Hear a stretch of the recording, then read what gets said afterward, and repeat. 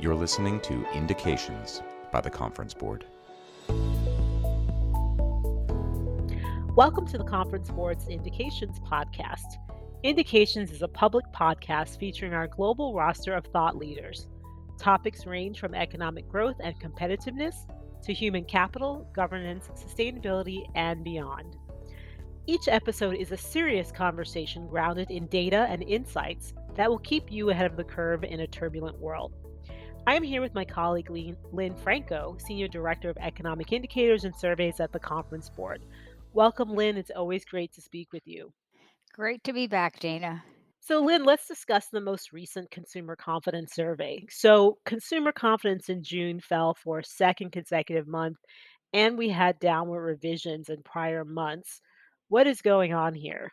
Well, what we're seeing is that consumers are becoming a bit more cautious about the short term outlook. We've seen quite a deterioration in expectations over the last several months. That sub index is well below 80. So it's really sort of signaling that, consumers are becoming a little bit more apprehensive about what's coming around the pike. So, what are things that are driving? Well, before we even go to expectations, the present situation gauge seems to be holding up. Why is that the case? Well, we think that in particular, job growth has been supporting confidence, and in particular, the present situation index.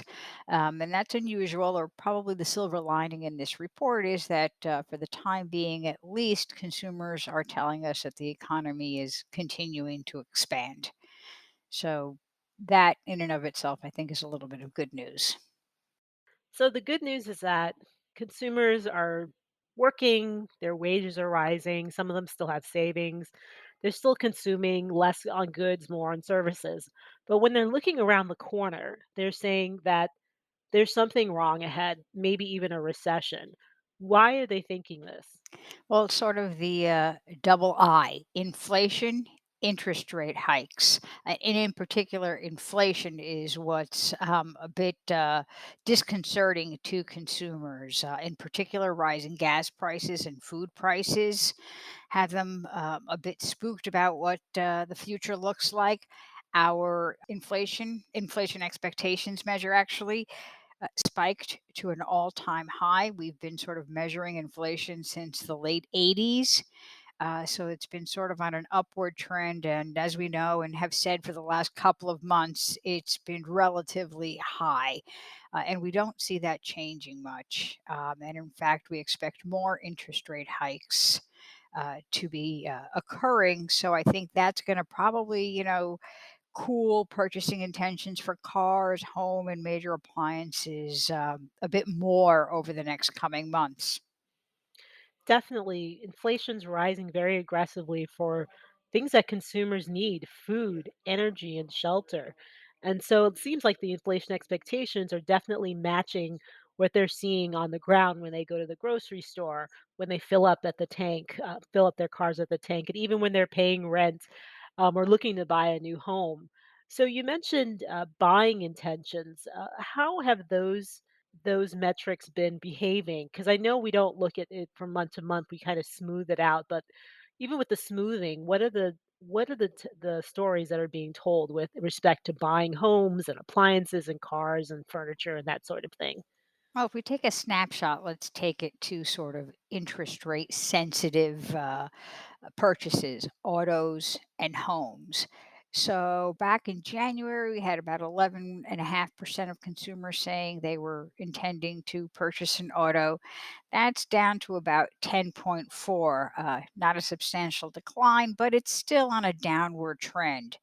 When you take a look at home purchases, and we know that mortgage rates are very interest rate sensitive.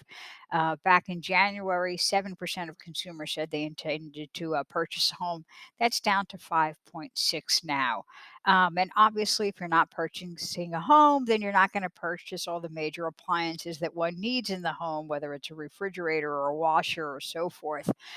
So we expect sort of these trends to continue, and we're going to see a little bit more cooling as interest rates go up even further in the coming months. That all makes perfect sense, certainly with higher interest rates and We're expecting that the Fed's going to raise the Fed funds rate to 4% by early next year. And that's the basis for all other types of interest rates that people face when they're financing things. But what about vacation intentions? I mean, that's a service. I would imagine it's the summertime here in the US, many people looking to get out. What did we learn about those types of intentions? Well, we're seeing a decline here too, and we've seen it actually in the last two surveys where we've asked about vacation intentions. Now, part of that could be with the increase in fuel prices. We've seen an increase in airfares, right? So that's obviously sort of a discretionary item that consumers might put on hold. And also, we've just had some trouble with canceled flights and so forth that could be impacting consumers' travel intentions. Hmm. Wow, maybe I shouldn't go on vacation this year, but or maybe I should to help out the economy. Have you seen any regional or income differences in terms of confidence among consumers? Well, what we're seeing is in terms of age groups, we've seen a little bit of softening in those under 35, obviously, probably where more of the lesser affluent reside, as well as 55 and over. And then in terms of income, it's the sort of those at the lower end that have been hardest hit are the least confident. We've seen those that are more affluent take a hit probably from what the volatility that we've seen in the financial markets. There's been a lot of ground lost there. And then when we take a look at sort of the states, we had about three or four states equally divided sort of between the increases and the declines, but generally an overall softening across the board. So this is not really just concentrated in one particular region or another. This is impacting all consumers across all income, age, and geographical regions. Wow, so we're definitely seeing ticking downward in terms of confidence, and again, it's consistent with what consumers are facing. Even though, again, the present situation's okay, they're still being buffeted by high inflation and rising interest rates, and also concerns about jobs and business conditions in the future. So we're going to continue to keep a watch on this, and certainly um, just thinking about the consumer confidence, like, what is this telling us about, say, like, GDP growth, for the rest of this year? Well, we take a look at the expectations index. What that is telling us is obviously consumers are becoming more cautious. When they become cautious and they're concerned about the future and their earning potential, they're going to delay some big ticket item purchases. They might delay even some discretionary spending until they feel a bit more comfortable.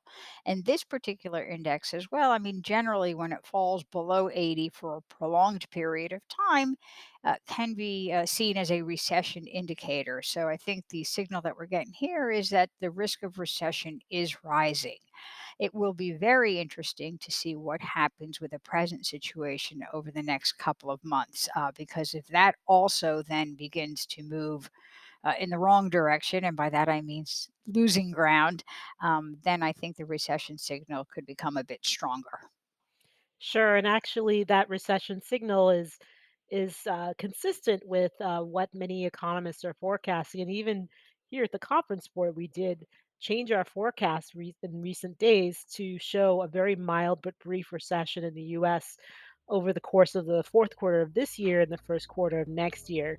So we're definitely going to be watching to see if consumer behaviors start to match their sentiment and if that is realized certainly in the data. Well, Lynn, thank you so much for great insights. It really has been a pleasure, as always, to speak with you. Well, Dana, sorry we didn't have good news this month, but hopefully soon. Definitely.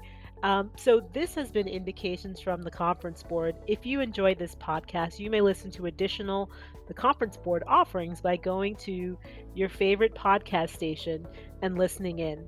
So, thanks again for listening. This has been Indications from the Conference Board.